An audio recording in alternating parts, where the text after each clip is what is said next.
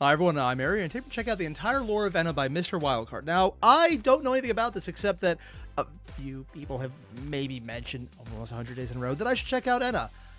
One, I thought that was an innuendo at first, and I was wrong. And two, I looked at it and, oh my god, it is so incredibly trippy. I had no idea what was going on. It was well over my head, and I was like, okay, what the hell? The reason I say like is because my actual phrasing is not YouTube appropriate, and I would like to stay on this platform for more than the next 5 minutes if anyone ever saw this video. Yeah. You guys know the deal. There's a link below to the original video. I don't know if it's good or not yet. I want to find out. But either way, remember it's there. I'll let you know at the end.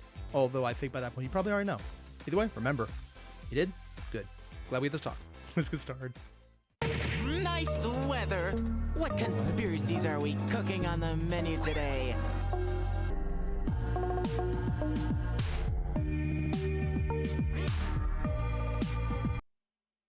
Yeah, I said this was trippy. I stand by what I said. We're a few seconds in and already I'm questioning my sanity. Granted, the answer is also no, but we already knew that. The entire lore of ENA. I'm not pronouncing that right, am I? The ENA series, created by Joel G on YouTube, is an amazingly created abstract collection of videos. That's what it reminded me of. I used to work in a museum where there was a lot of abstract art, specifically the Carnegie Museum of Art in Oakland, Pittsburgh. Oakland is a town within Pittsburgh as the greater township, or, well, city. And, yeah, there was a lot of abstract art. This is actually reminding me of some of the more, let's go with chemically inspired pieces. Videos themselves represent animations of really old Windows games. The characters, voice acting, and setting itself has me fully invested with the series. And as I was watching, I decided I wanted to unravel, or at least try to unravel, what the series might mean. This is the entire lore of ENA. P.S. I recommend you check out the series. Link is in the description. I tried. I can't. I really can't. I was just sitting. I tried getting in and I was like, maybe it'll make sense later. It didn't. I don't know what I did. I don't know how long I was sitting there. It was weird, man. Well beyond my understanding. Ah, auction day. These are the utmost grand of days. The ENA series focuses on a character called ENA, along with her close friend Mooney. They both go on interesting trips around the weird little world, and ENA can be described as representing a two-faced persona, quite literally. When her right side is talking, she appears to be much more cheerful and grounded in reality, able to confidently voice her opinions. Oh, merci. It is so good to be in your presence again. Please speak to me through the body language of the gods. Oddly enough, the voice work is pretty good. I have no idea how old it is, though, so maybe that's just because they're competent. I don't know. I only say that because the newer you are, the more mic quality has improved, so even a shit level mic is really damn good now. Unless you're going really shit level. But, I mean, you can make a... Nope. I was going to say a Snowball Blue Yeti, but I think they might have disconnected. Did they discontinue those? I think they might have. That would suck. But even those could be made to sound good now. You can still fuck it up, as I definitely have no experience with, but yeah.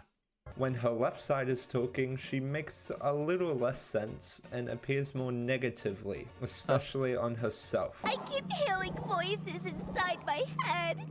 Oh, so it actually also isn't just the personality, but the voice itself. There's a more male and a more female, and one is more depressed, one is more happy and outgoing. Oh, that's actually a cool duality picture there. Wonder if it's a yin-yang thing or it just happens to work that way.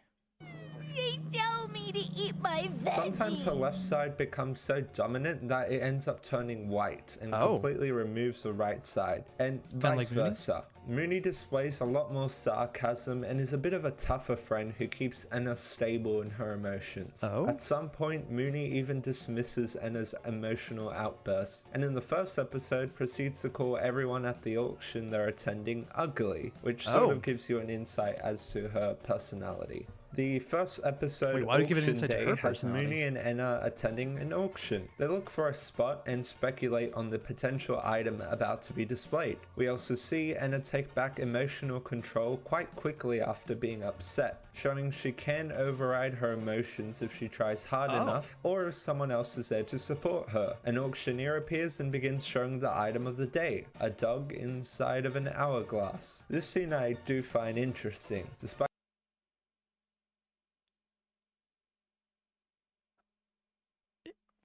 this is...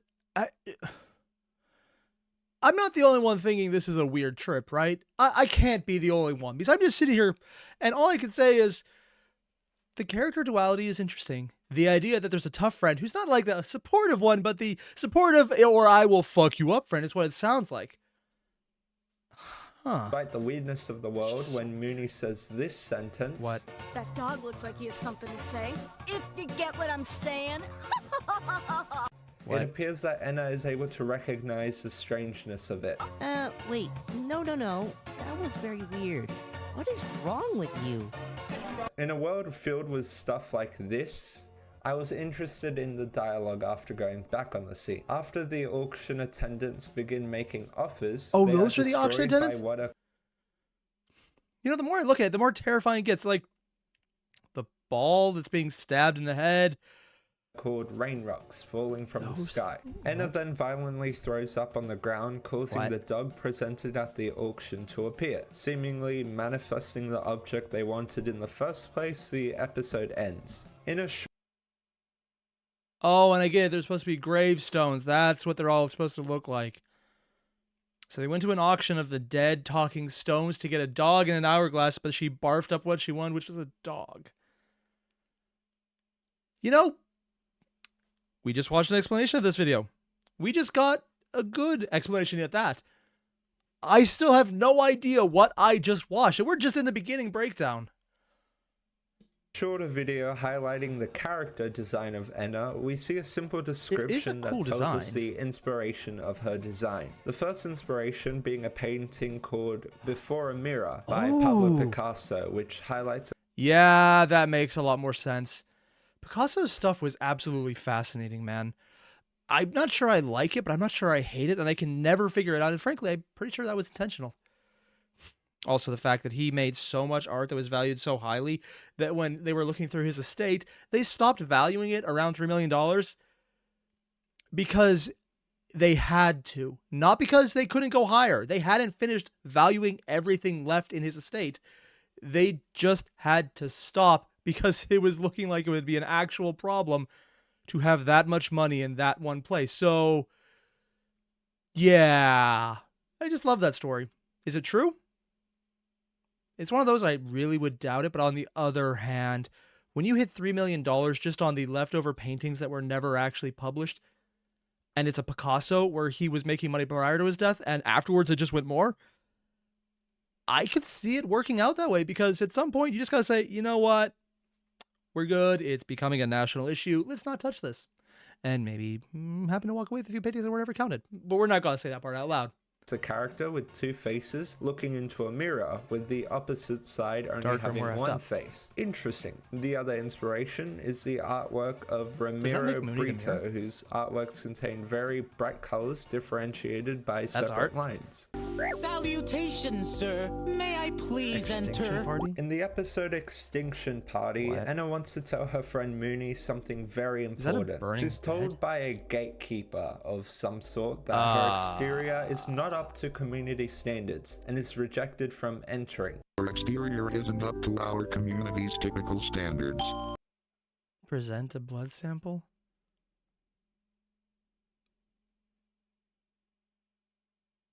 Oh God, I know they said this is supposed to be web animation or just web, not web, 90s early XP level gaming, but present a blood sample at once. Given the characters we find in the maze that ENA enters being completely strange, what constitutes someone being up to community? See, that's actually a really interesting piece right here, because everything else was blocky, but this one shows that they could do a lot more, so they're actually fitting more to the medium than their own skill itself. which is interesting because a lot of the times I've seen two different ways you approach really retro style. Either you're doing it because you can't do anything else, or you're doing it because you're making a deliberate choice. Considering a lot of the angles just on the face changing and having different shadowing, while also just progressing from various stages here, you can see that there's a lot of animation detail there. So they could probably draw something or animate something that was much more traditionally styled. That does actually imply that this is much more of a I'm choosing the style deliberately thing and much more respectable because of it. It's just one of those little things where I personally find doing something because you choose to do it implies intent, and intent has meaning, and whatever the meaning is might be interesting. Which is definitely better than the I don't know what the hell I'm doing, so I'm going to throw things at the wall and hopefully someone will bullshit my way into thinking it's good, which is legitimately a good portion of fine art right now. Yeah, I'm not salty about that at all. It's not like I looked at a bunch of people who were selling art for tens of thousands of dollars and hundreds of thousands of dollars, and the entire explanation when they were there in person talking about it was, I don't know what the fuck was going on. Someone paid me this money. Fuck them. They want it. They can have it.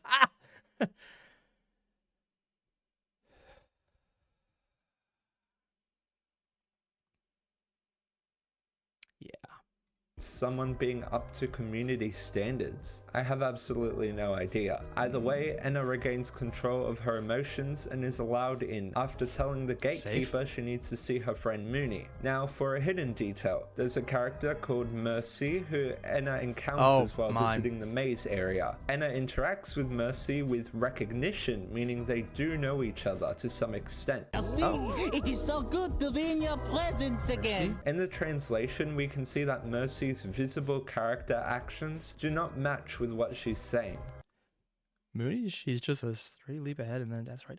Something about a side quest? This is in fact a false translation, and if we get the actual translation, Mercy's tone is that of recognition, then worry, then aggression, and then finally a warning not to accept anything from anyone. I should note that ENA in Mercy's dialogue is in fact pronounced as ENA.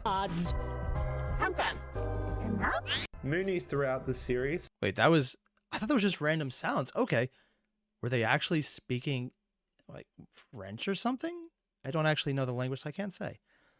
I just heard a bit. It was like, okay, it's probably just some random bullshit sounds, but apparently not. Pronounces ENA's name incorrect. Also, this might just be my own weirdness here, but is this a mime? Or is this one of those styles of performance out of Japan that I cannot remember the name of? I honestly don't know. It could also be pantomime, considering the hand puppets. Correctly. Hey, Ina. Wow, look at the crowd today, Ina. But considering how another character pronounces her name this way as well, we consider this is a canon pronunciation. ENA goes into a private mirror room where she is scolded by a Rubik's Cube creature with a face demanding its privacy. ENA meets up with a character by the name of Robert.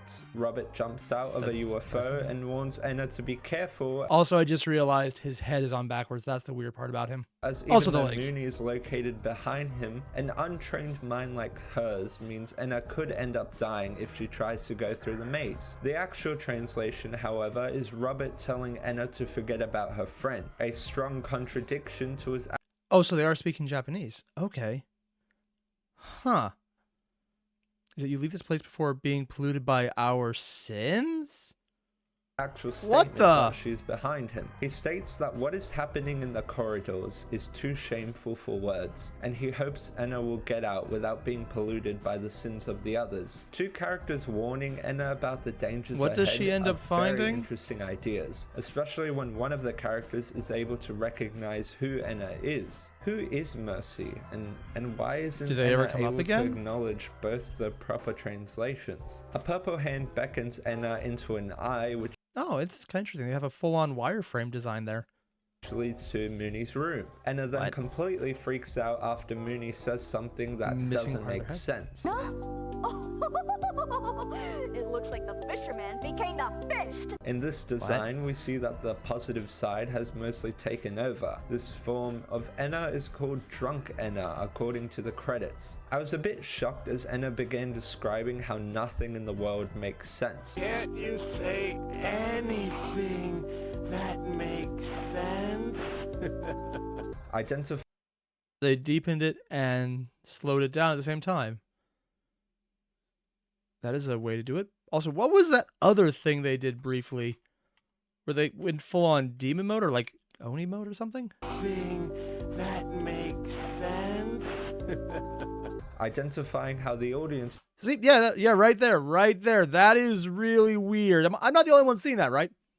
Also, I just realized there's the more fluid side and there's the more angular side. I just noticed that. Audience must feel looking at the world unfold. They then have... What the Okay, I got no idea what's going on here. This is weird. Have an interesting interaction once ENA returns back to normal and reveals her gift that she brought, which is apparently Mooney. The drunk version is a representation of both of them, one side grounded in reality and the other side being very cynical. Wait, those are separate sides? Oh, that's just weird right there. Yeah, Temptation Stairway. Temptation Stairway is by far... Oh my god, they actually... I've seen this in so many old anime. I actually recognize this. Was it Fujifilm or Tokyo TV Tokyo? I don't remember. I also don't speak Japanese, so I have no idea what it actually says. Is by far the most interesting video and is probably the reason you've come this far. What does it mean? What does it represent? There's a lot more abstraction to try and dissect here, so let's get into it. The episode begins with ENA and Mooney gathered at an event. Mooney shows ENA a skateboarding trick before ENA... Wait, what was on that skateboard?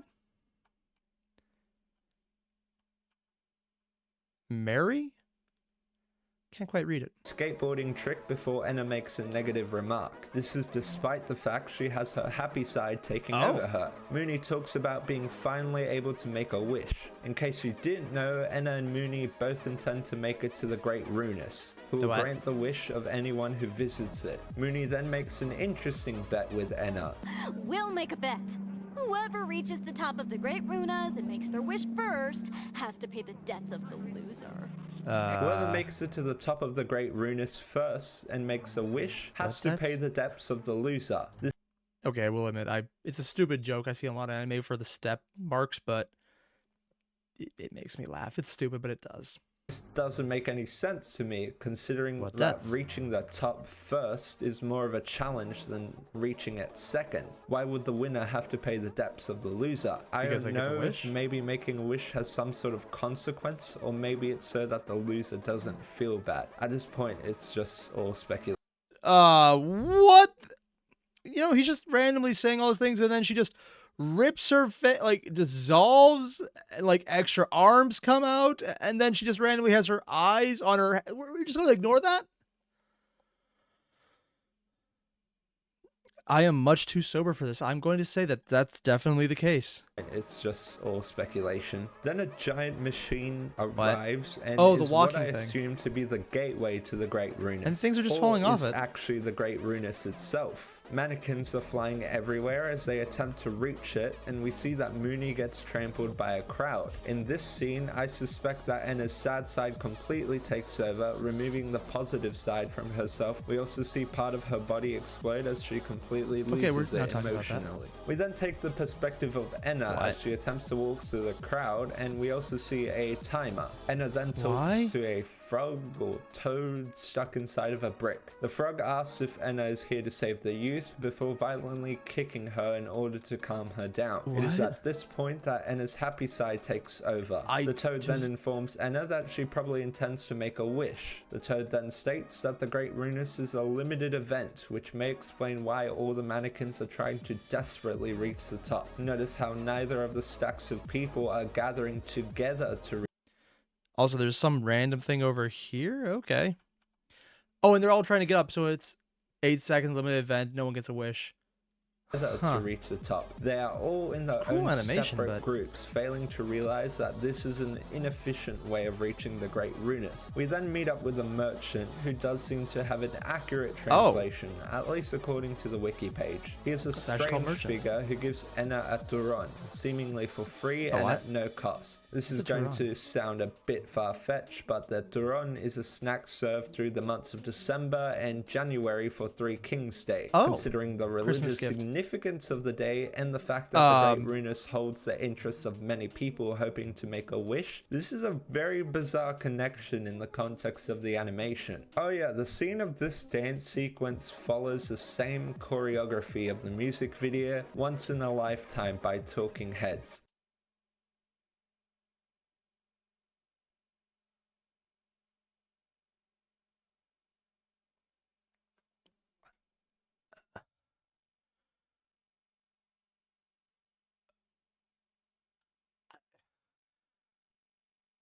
I am legitimately wondering at this point if I'm the one who's hallucinating this. Is this really happening? Or is this just fantasy? I swear, man, this is being like caught in a landslide. There's just no escape from this reality. I don't know what's going on. I'm just going to go open my eyes and see. Fuck, man. I'm just some poor boy, I guess. Easy come, easy go. Wait, what? I'm literally, I have no idea what's going on. What this means. Maybe I'm not the only one. Good. And maybe my analysis for the past few minutes have been baseless assumptions for a completely abstract work. At this point, I really don't know. The Great Runas then gets sucked into a person once the it's really reassuring that the person who's breaking down what's going on, because if I was watching this myself, I would literally just be in the corner going, it all makes sense. Circles are squares, squares are circles. But no, instead I have someone else doing that for me while I'm just over here getting this second-hand insanity. Timer runs out, and so does ENA. We see a bunch of mannequins pile up limp on top of each other, and we then see a person with a hole in their face before seeing stairs scattered all across the sky, seemingly lost in a void floating endlessly. The scene in which a character by the name of Ulysses gave me the most information out of the entire series. They actually, I think I recognize that background. Is that like the old Windows 98 loading? It looks like something to do with that style. Huh. Entire series. We see Ulysses display strange behavior where he constantly appears to shift personality. The celebration is over. But it seems your greedy soul brought you here. Oh, whoa, what was that? I think I recognize some of these paintings, but I don't know why.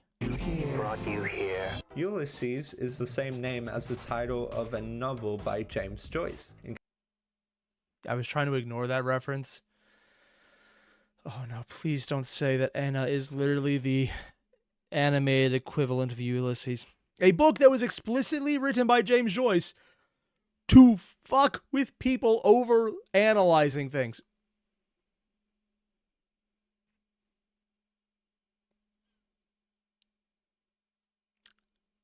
I feel like I'm being called out. Like, just that. Oh, that feels weird. Oh. Also, yeah, one of the phrases that Ulysses did say after completing the book was, "That'll keep him busy." I'm heavily paraphrasing. He was specifically referencing to people in academia who would read a book and then just look for any bit of meaning or reference behind it to the death of the book itself. Or the death of the author, or the death of the people doing it, and then they would do it over and over and over again. Or, you know, literary criticism. Yeah. It's not a book. It's a treasure hunt for references. In case you didn't know, Ulysses is a novel in which the writing style changes in every single chapter, hence the relation to the character's name, who and most of them are bad. Similar things with his dialogue. Ulysses explains that the divine door for the Great Runas is fully closed. Anna then proceeds to ask this. Must I assume there is no escape from these lands until that door opens? Well, how much longer until the next celebration? Why this sentence? Why the word escape? This interpretation is left widely to the viewer, but we know from the previous video and how the characters warn ENA to escape may have something to do with it. Perhaps the figures shown are actually trying to escape the land. When ENA asks this question, well, how much longer until the next celebration? Ulysses glitches out, causing a short sentence of binary code to be displayed in the subtitles. I'm hoping that's binary code, because if it's anything else, that's a lot. Translating to 10,000. This is just Ulysses informing ENA that the Great Runas will be open in 10,000 years. At one point, part of Ulysses' body transforms into the painting Inferno by Pieter Huys. This painting upon... I thought I saw this before. Art classes did a bunch of these, but I saw so many that it's all hard to tell. Closer inspection is a depiction of people being tormented in hell, and is present when he tells ENA that she will fail. Ulysses also talks about how desires are never fully quenched, perhaps indicating that anyone who makes a wish is never truly satisfied. I'm not saying there is a significant connection, but perhaps there was an intent with the work of people. Kill, cross, error, type, error. I wonder if all response. I don't know anything about any of the coding, so I can't say shit here. I have no idea if that's important. Their interaction left me with more questions than answers, however. Does ENA know she's trapped? Is ENA perhaps slowly beginning to understand that nothing in her world makes sense? What is ENA's wish? As ENA falls into the holy code, we hear the words, punishment is imminent. We then see ENA fall through a large landscape filled with hourglasses. ENA makes her way towards a building, showing a figure reaching out to the sky. The building is filled with flowers containing faces and dogs flying everywhere, and a tank spinning around in circles. Upon interacting with the tank, we see another character by the name of the Shepherd. We see that the Shepherd resembles the design of a painting titled Picasso's Cat El Gato by Norma. They actually named a painting Picasso's Cat, and then the Spanish word for the cat. So it's literally named The Cat, the Cat. Sorry, Picasso's Cat, the Cat. Oh my, I don't even... Salt. The Shepherd, upon greeting ENA, complains of another ENA troublemaker. What? There's more than one? Does this mean that an ENA in this world is a type of creature? Now, there's a project that creator Joel G is working...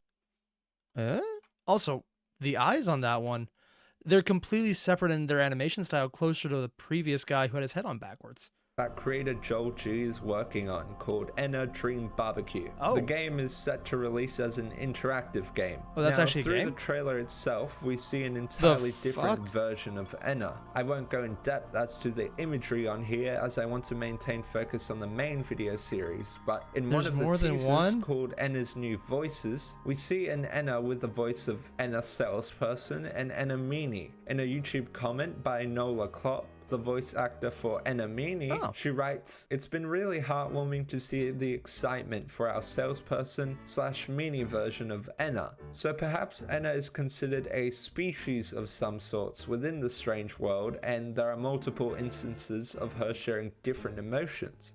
The Shepherd says she cannot let ENA pass, as the great... What was... and then they were just flashing random bits of art?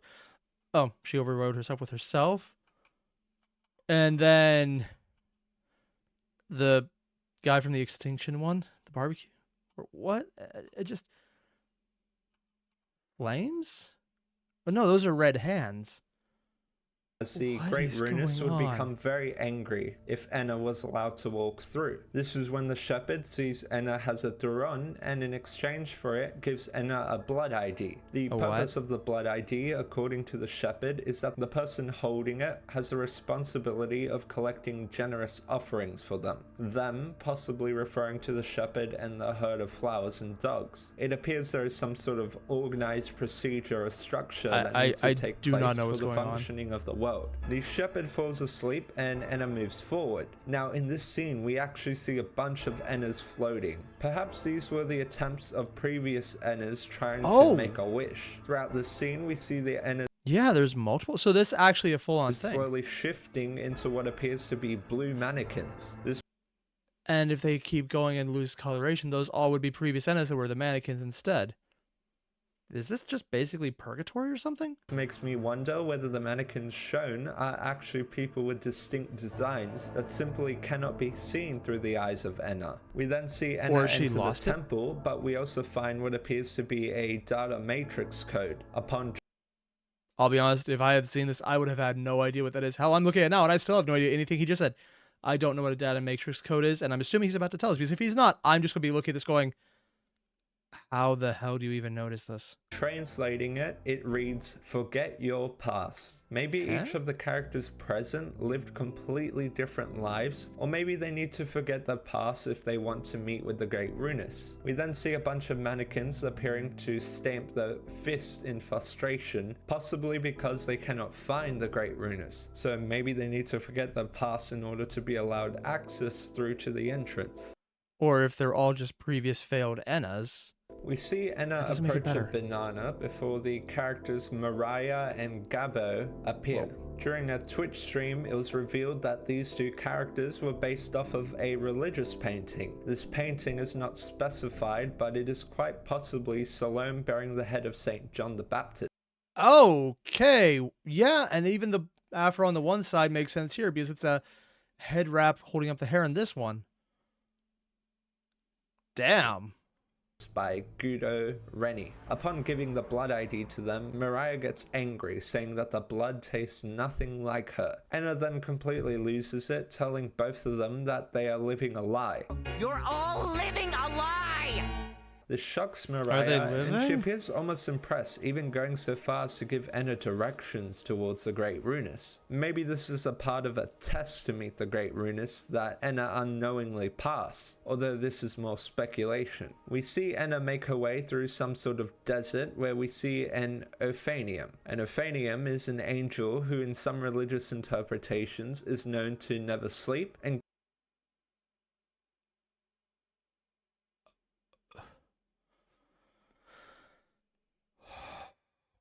wow, we are at mind-blowing levels already, man. I just... Have you ever watched something and you realize you don't have a headache, but you feel you should have one? And then the more you think about it, you kind of think yourself into having a headache. Because that's the level I'm at right now, man. And I do not know. There's so many things. They're so off the wall. If this was just random madness, I don't think this would bother me as much. But everything he's talking about does seem to give the idea that there is some kind of coherency to it. I just don't know what it is. And maybe it's because not all of it has been released yet. Maybe there's more, maybe there's less. I don't know. I feel like there's some kind of coherent thought, though, because there's so many things hidden and you don't hide things in unless you have some thought place to hide them in the first. So it's not empty. And I already kind of thought that way because of seeing something animated in a much different style adapted to this very specific 90s-esque, almost, yeah, that style. I'm not even sure what to call that other than just 90s-esque. I don't know if there's an actual phrase for it now I think about. I'll have to look that up later. But random references like this just don't come out of nowhere, man. Guards the throne of God. The Ophanium unleashes a character by the name of Findol, who challenges ENA to an interview ritual where they must fight. ENA... Findol. Why does that name sound familiar? I want to say mythology, but I cannot remember what it is. I'll remember it later, but it sounds something from the Norse, but I could be mistaken. Responds so negatively that Findol feels bad and gives her the route without needing to engage in an interview. Further along the road, ENA encounters what I think are cracked eggs inspired by the painting Deadvlay by artist Tertius Van Dyck, and encounters a sort of fountain made of bones after following an orb. ENA stains the water red as advised by Findol and manages to find that the landscape in front of her has changed. As ENA entered the pyramid, I noticed that she would jump in the hallway whenever a black void appeared beneath her, almost as if avoiding it. Just an interesting observation. We finally see ENA approach the Great Runas via a bridge, and looking around we see there are other doors to be opened. And there's people almost mannequin-like in the sky, but what is going on? How the hell did this transfer into giving me Dark Souls vibe? No, not Dark Souls. Bloodborne vibes. The Pillar Forest.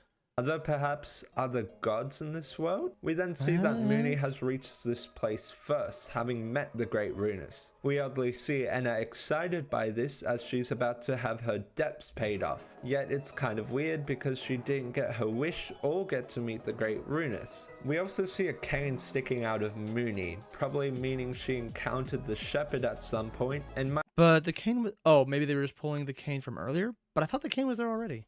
Might have gotten into some sort of altercation. ENA asks how her physical form was able to get to the great Runas in such a short period of time. I think this is just ENA's weird way of talking and could just be an inquiry into how she got here so fast. Throughout the scene, we also see ENA finally have both positive sides take over her. I'm not sure if ENA ever got her wish answered. Okay, so that was just a positive side, not just a random change in color that didn't mean anything. So far, most of the color changes have mattered, but also it's weird enough where I could see that rule suddenly stop applying because it makes some other sense. But if she did, it would probably be to finally be happy and have a balance between both of her emotions. ENA asks what Mooney's wish was, and she refuses to elaborate further due to embarrassment. Mooney then breaks in half, revealing her new form. What? Turns out Mooney's wish was to be thinner. Mooney is ashamed. Alright! I wish to be thinner! ENA is deeply disappointed. I mean... I don't understand or empathize with that. I just find that completely... somehow weirder because they now look like one of the mannequins by half. Oh. That's a weird observation. I'm going to ignore that because that gets creepier. And I am very confused. Yes! We went through the video, and all I can say right now is thank you, Mr. Wildcard, for breaking down that video, because I don't have the slightest idea what I just endured. Let's go with that, because I just don't get it. This is so weird. There's just enough coherency that you can tell something is happening, but there's just so little that you can't tell what it is. And maybe there's something in there in the background because apparently there's things being hidden in code. Then maybe someone else can figure it out. But I am looking at this going, I am so glad I chose to watch Mr. Wildcard break this down, because if I was doing it on my own, I would have just not put this video on and go, you know what? I didn't need that aneurysm. Followed by promptly falling over and having said aneurysm. Glad that didn't happen. That said, if anyone else knows more about this, let me know. I'm actually really curious, but also moderately terrified. There's just enough understanding going on because he was breaking it down that I think I have a grasp of what's going on. And while it is massively abstract, the fact that he could pull out some of the individual references to the paintings being used at least once, I would love to get more of that. When he brought up the codes, when he brought up the translations, there's a lot of work he's doing to show what's going on beyond what I would ever be able to look into myself, because my eyes would glaze over and I would just kind of zone out after a bit, and all of it would just wash past me as I was just there going, dead. I mean, I feel like that now, but there's at least something coherent to fit into when it comes to the territory, or to have this idea that someone is breaking it down and explaining it, because that is enough that I can latch onto and not immediately zone out on the, oh yeah, you are not supposed to do this while sober. Also, I'm going to take a wild guess here. You're not supposed to watch these videos while sober, because that is definitely how it feels. I saw Mr. Wildcard had a part 2 to this. I'm scared. If you guys like it, I'll check it out. But also, I might run away screaming. It's a 50-50 option on that. Yeah. More importantly, you guys know the deal. Link below, original video. Hit it up. Because, honestly, he did a good job. I'm just going to go subscribe to him now. Okay, done. So, yeah. Go do that. I'll see you guys in the next one. Adios.